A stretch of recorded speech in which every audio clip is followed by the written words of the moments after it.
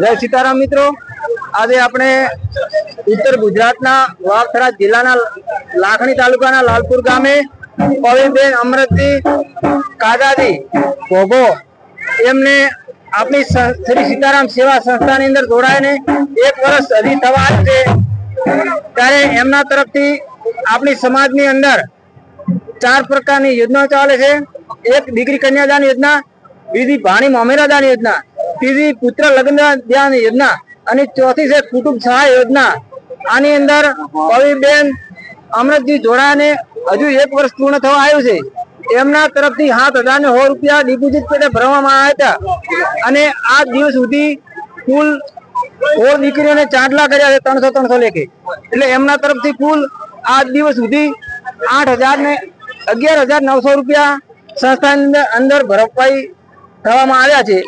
આજે આપણી